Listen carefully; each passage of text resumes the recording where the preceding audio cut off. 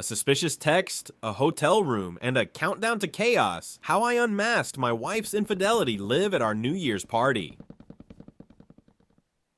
My name is Ethan Caldwell, and this is the story of how I discovered my wife was unfaithful, accidentally became the unintentional star of a New Year's Eve soap opera, and then took revenge in the only way an overcaffeinated, spreadsheet-loving, conflict-avoidant accountant knows how, with receipts, timing, and just enough theatrics to make the universe clap politely. It all started on December 30th, which is an unfair time for life to explode when you think about it. New Year's is supposed to be for fresh starts, not emotional demolition. I've always loved New Year's Eve. Ridiculous paper hats, glitter that never leaves your carpet, and a socially acceptable reason to eat 12 different cheese-based snacks in one night. My wife Lily loved it too, or at least she said she did. For 7 years of marriage, we'd hosted the same low-key party at our apartment. Friends, family, bad karaoke, and at midnight, our tradition, the montage. I'm the one who makes it. A slideshow of photos from the year, set to music, a little sentimental, a little silly, a tiny bit embarrassing. People pretend to cringe, but they always ask for copies later. It was our thing, our us thing. This particular year though, December 30th came with a weird sentence I'd never heard from Lily before. Hey, I'm doing a girls' night tonight, okay? Don't wait up. It was the don't wait up that got me. No one says don't wait up when they're going to drink mocktails and complain about their bosses while wearing face masks shaped like panda bears. That's a I'm either starring in a heist or making a mistake phrase. Still I nodded because I am a reasonable man and also because I once called her mother's lasagna adequate and was still paying for that. She fussed with her hair in the mirror, checking it from 3 angles. How do I look? She asked. Dangerous, I said, because I thought I was being charming. She laughed, but it sounded like she was already somewhere else in her head. Her phone buzzed on the counter and flashed up a notification. Car is arriving in 5 minutes. She grabbed it so fast you'd think it said, bomb scheduled in 5 minutes, press to defuse.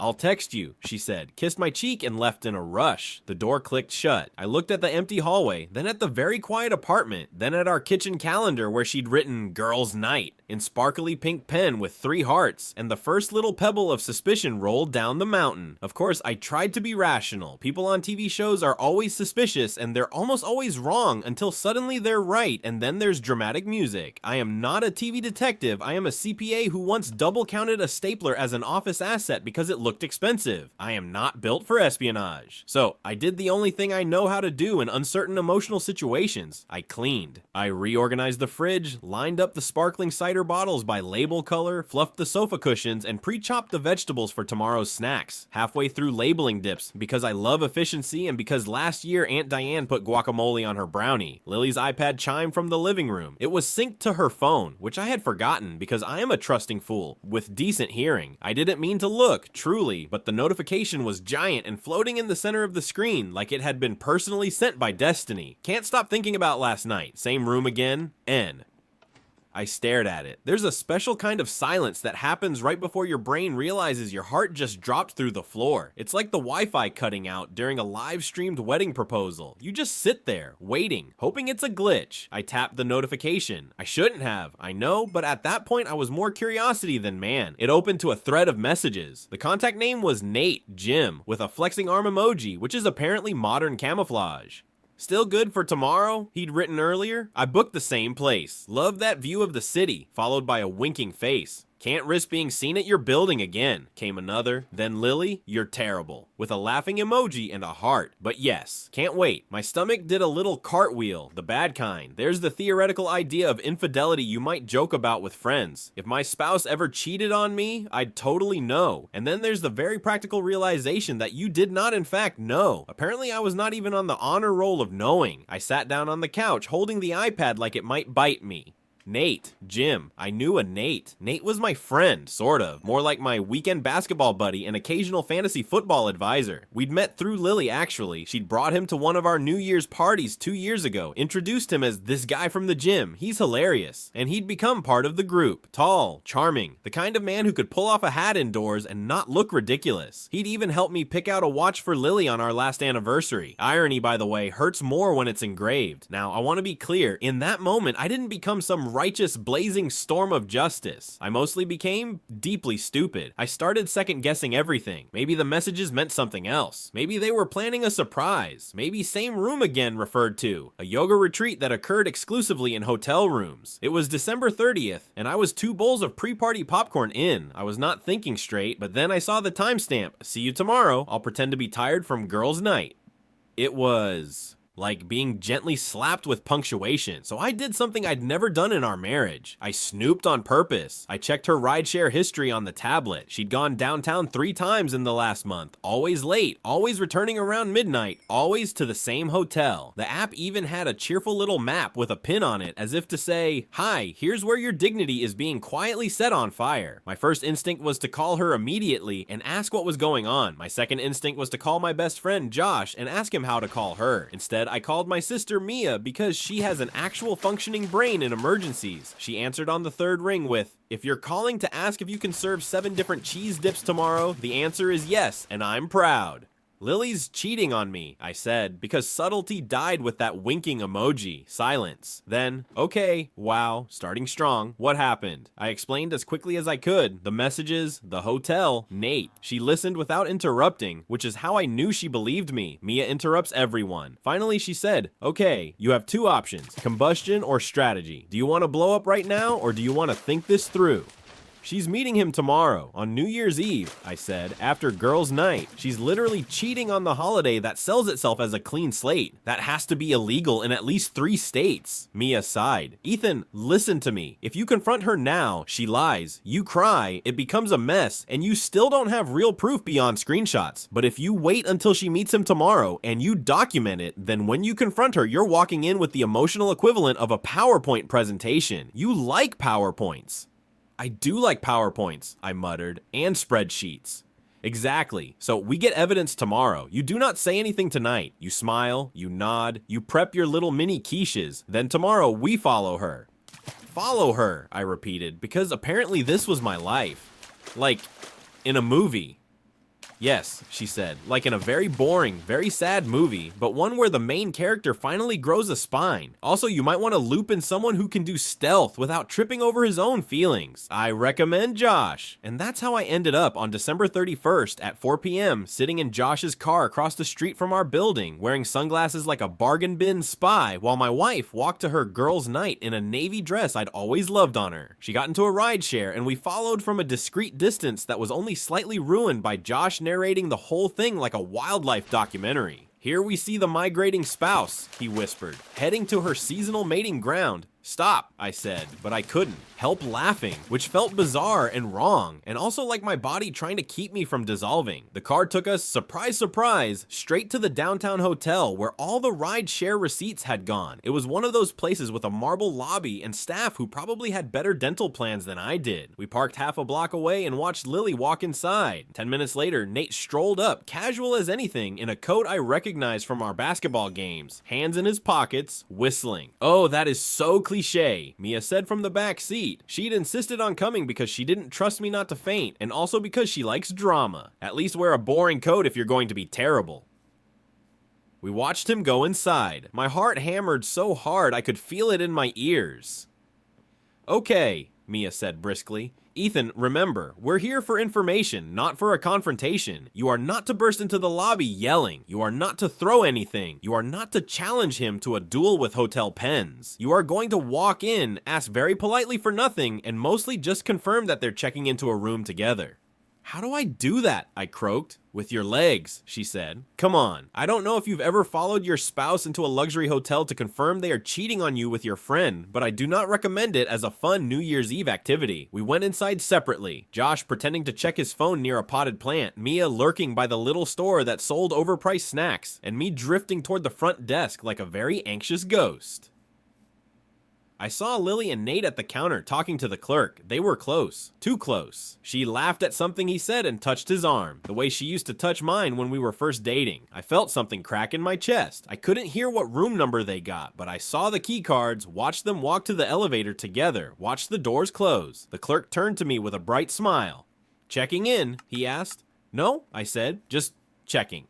I know, not my best line. I left before he could call security. In the car, I sat there in silence while Josh and Mia looked at me like I was made of glass. We can go home, Mia said gently. You don't have to do anything tonight. You can just let this sit. But something in me had shifted. Maybe it was seeing them together. Maybe it was the way Nate casually put his hand on the small of her back, like he owned the right to guide her anywhere. Maybe it was the fact that this was New Year's Eve, our night, and she'd chosen a stranger in a handsome coat over our dumb slideshow and our shared couch. No, I said slowly. We're still having the party. Ethan, no. We're having the party. She wants to pretend nothing's wrong? Fine. We can pretend, for now. But I am not spending the rest of my life wondering if I imagine things. I'm going to gather my own year-end data. Josh blinked. You're doing an emotional audit. Exactly, I said. And tomorrow, when the fiscal year of our marriage closes, she's going to see the report. Which brings me to the second half of this disaster, the revenge. On the way home, while Lily was presumably in a hotel room painting the ceiling with lies, I opened our shared cloud drive and started working on the New Year's Eve slideshow. Only this time, I made some edits. I kept all the usual things, the photos from our summer beach trip, the shots of our friend's baby shower, the video of Mia accidentally hitting herself in the face with a piñata stick. But I added a new section at the end, very carefully labeled bonus clips, things that happened when we thought no one was looking. In it, I inserted screenshots of the messages between Lily and Nate, names visible, dates highlighted, the rideshare receipts, and a discreet photo I'd taken of them entering the hotel together, time-stamped. I layered them over gentle piano music because I have a sense of irony and also an unfortunate subscription to a stock audio site. But that wasn't all. Once I started looking, I realized there were more betrayals than just one hotel. I checked our joint credit card statements, something I normally only did in broad strokes, because I trusted her and also because I assumed most mysterious charges were either obscure beauty products or throw pillows. Turns out a suspicious amount of miscellaneous expenses were dinners, drinks, and spa services that did not match our calendar. The emotional audit suddenly had footnotes. Meanwhile, I also discovered that Lily had secretly transferred a chunk of our savings into a separate account 3 weeks earlier. That one hurt. It was like finding out the family dog not only ran away, but took your favorite hoodie. I was angry, yes, but I was also blessed with a detail-oriented brain and a sister who once got 3 months of rent back from a landlord by citing obscure clauses. You know what this means, right? Mia said, scrolling through the transfers. She's been planning an escape route. You are not required by law to sit here and just let this happen to you. So I spent the late afternoon of December 31st doing what I do best, organizing. I quietly moved the remaining funds into an account in my name only. Lawyers could figure out what was fair later, but I wasn't going to leave it all available for withdrawal in a sudden romantic relocation to a seaside condo. I downloaded statements. I backed up messages. I made a folder called Evidence and then renamed it Recipes because I am paranoid but also petty. By the time Lily came home at 8 p.m., flushed and exhausted from girl talk, I had a digital war chest and a slideshow that would make a therapist wince. How was it? I asked, chopping. Cucumbers with more intensity than cucumbers require. So good, she said, kissing my cheek. We talked for hours, you know how it is. I do now, I murmured, but she didn't hear me over the sound of her shower turning on, washing off whatever perfume the hotel used. Guests started arriving around 9. Friends, co-workers, cousins. The apartment filled with laughter and the smell of food, and I wondered how many previous New Year's parties she'd attended with one hand on my arm and her heart somewhere else. Nate wasn't there, thank goodness. Apparently he had other plans this year via text that popped up on her phone while she was refilling chip bowls.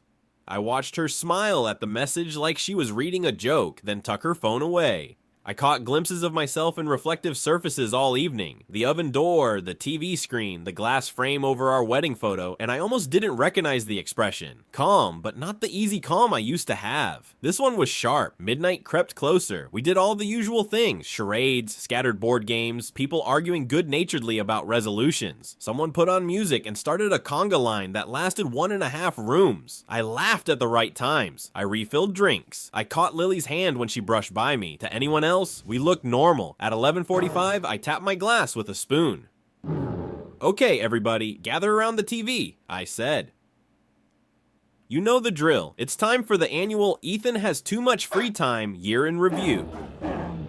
People cheered. Someone shouted, "Play the piñata clip." Lily slid her arm around my waist and leaned into me. I love you, she said quietly. Thanks for doing this every year. It almost broke me. Almost. But then I remembered the messages. I remembered the hotel. I remembered that while I was organizing our finances, she was organizing a future that didn't include me. I love you too, I replied. My voice didn't even crack. I hit play. The slideshow started innocently enough.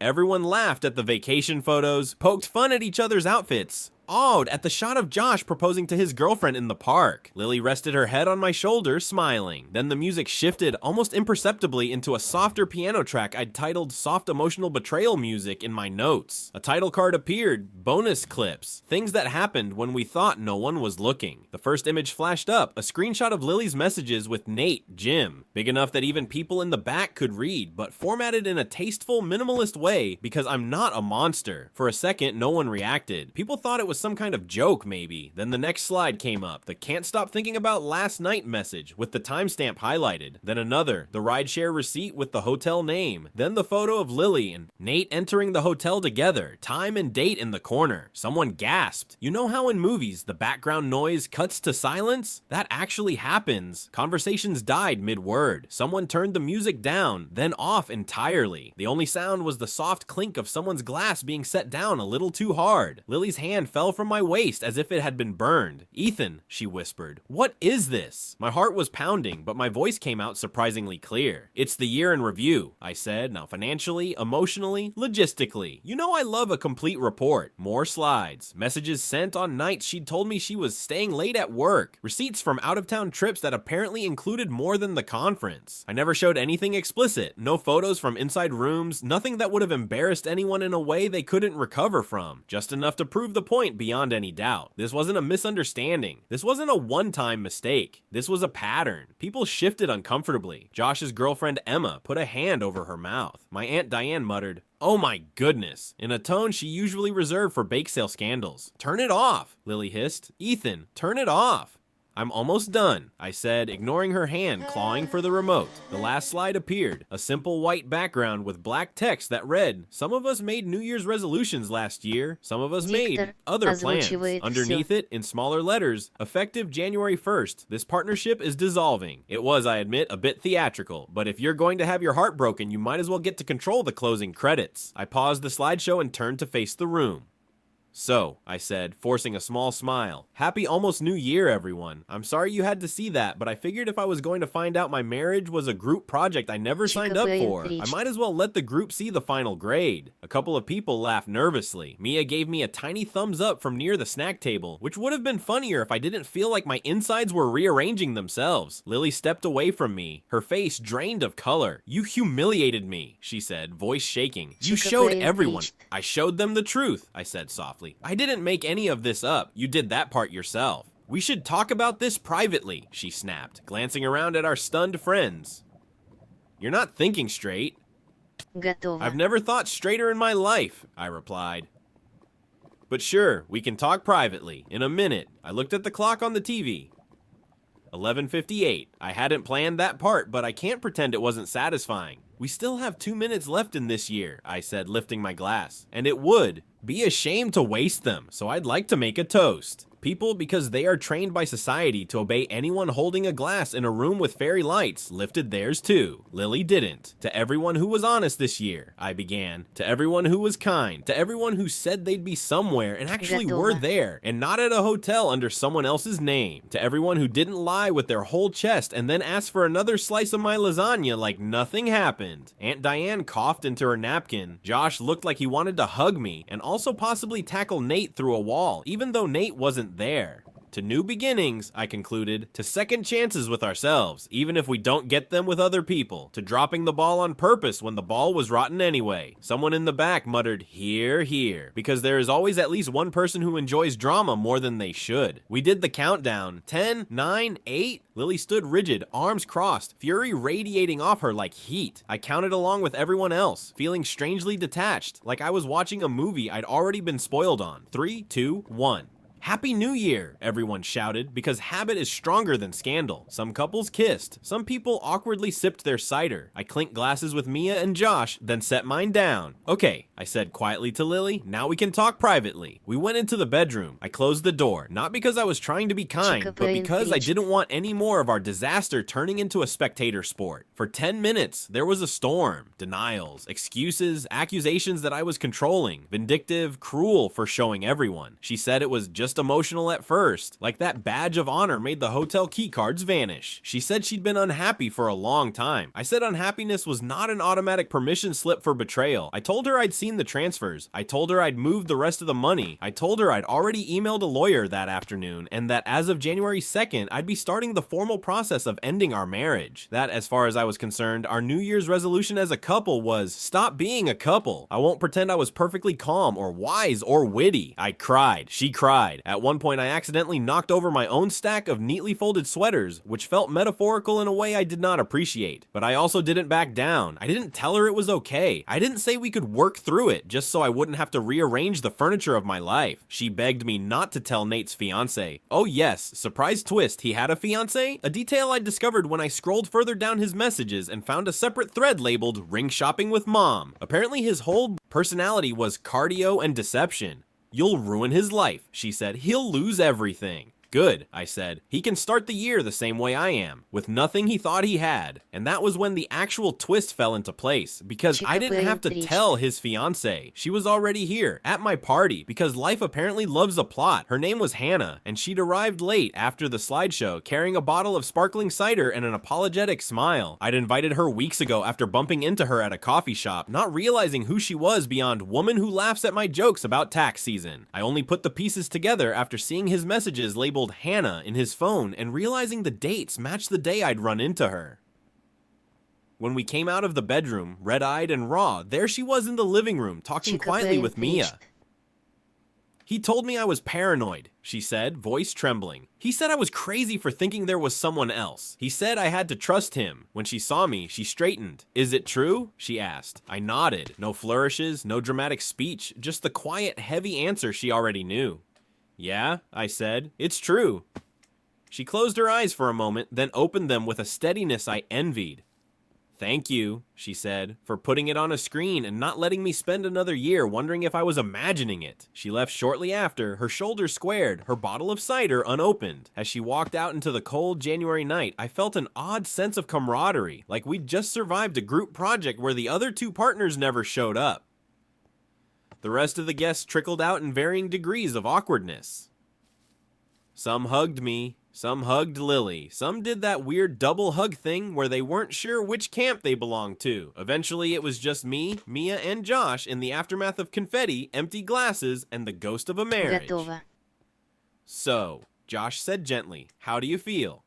Like I swallowed a snow globe, I said. Everything's shaken up and sparkly and also makes me a little nauseous. Mia squeezed my shoulder. You did the right thing, she said. Was it petty? Yes. Was it dramatic? Absolutely. Will my group chat be discussing this for a decade? 100%. But you didn't lie. You showed the truth and you chose yourself this time. Over the next weeks, the revenge continued, but in quieter ways. Not the explosive kind you see in movies, where cars get keyed and clothes get set on fire. I'm not that guy. My style of revenge was more administrative. I handed the lawyer a meticulously organized folder of evidence and watched his eyebrows climb higher with each labeled tab. I informed the bank, closed joint accounts, and made sure nothing else mysteriously migrated out of our savings. When Nate tried to text me with some nonsense about man-to-man, we can talk about this, I responded with a screenshot of his messages and a polite, please direct all future communication to my attorney. When the HR department at the gym we both belonged to called about a conflict between members, I calmly explained that I would be providing them with documentation of his behavior and that I'd appreciate their help in arranging our schedules so I would never have to see him spotting anyone with the same hands that had held my wife's. Eventually, word spread as it does. People took sides. Some thought I'd gone too far with the slideshow. Some thought I'd been too gentle and should have put their faces on a billboard. I did not attend that debate. My revenge was in the simple fact that I no longer had to sit across from someone who lied to me and pretend I couldn't see it. One small, petty touch I will admit to. When Lily came to pick up the last of her things, I handed her a manila folder labeled year-end summary. Inside was a single sheet of paper that said in neat columns, total nights lied about, 11. Total hotel visits, 8. Total money secretly transferred, $7,200. Total trust balance, 0. At the bottom I'd written, forecast for next year. You live your life, I live mine. She stared at it for a long time. You think you're funny, she said finally. No, I answered. I think you're free, and so am I. That was last New Year's. Tonight, as I tell this story, it's December 31st again, 1 year later. I'm sitting in my new apartment, smaller, quieter, blessedly free of hidden hotel receipts, with a mug of hot chocolate and a new slideshow queued up on my TV. There's no big party this year, just a few close friends, Mia and Josh, who has sworn not to bring any games that require teamwork. We'll watch bad movies, eat too many snacks, and maybe at midnight I'll make a toast that doesn't involve public evidence. I did see Lily once, a few months after everything. We passed each other on the street. She looked tired in a way that had nothing to do with sleep. We nodded, both of us too full of words that didn't need to be said. I heard through the grapevine that she and Nate didn't work out. Apparently, relationships built on secret hotel rooms and shared lives don't always thrive in the daylight. Part of me felt vindicated. Part of me just felt done. People sometimes ask if I regret how I handled it, if I wish I'd confronted her privately, instead of turning our living room into a courtroom at 11:50 p.m. They ask if the revenge was worth it. Here's what I tell them. Revenge for me wasn't about hurting her the way she hurt me. It wasn't about ruining her life or his. It was about refusing to be a silent character in someone else's story where they get to be the hero. And I'm just the conveniently oblivious husband in the background. My revenge was truth. My revenge was taking back the narrative. My revenge was that slideshow, that toast, that manila folder. It was choosing not to cover for their choices with my silence. Would I recommend my exact approach to everyone? Probably not. Do I think it was perfect? Absolutely not. Do I think it was mine? Yes. And that's the thing about New Year's. It tricks you into thinking you can only start over when the calendar flips. But the truth is, the real fresh start began the moment I stopped pretending everything was fine. The countdown, the confetti, the song about old acquaintance, those are just window dressing. The real reset was me in that hotel lobby realizing I had a choice: lie down in the rubble or build something new. So this is my New Year's story. The year I found out my spouse was unfaithful. The year I turned a slideshow into a declaration. The year I took revenge not with shouting or breaking, but with a calm voice, a room full of eyes, and the simple power of, I know what you did and I am walking away. The ball will drop again tonight. People will make resolutions they won't keep. Someone will spill something on my rug. Josh will miscount and shout Happy New Year 3 seconds early. I'll probably still overlabel the dips, but as the clock ticks down, I'll be standing there, glass in hand, ready to toast to a new year where the only secrets I keep are surprise birthday parties and the number of cookies I had for breakfast. And when I raise that glass, I'll think just for a second of the moment last year when my life cracked open and the light got in. Then I'll smile and whisper to myself, to revenge, done right, to truth, to me, and I'll drink to that.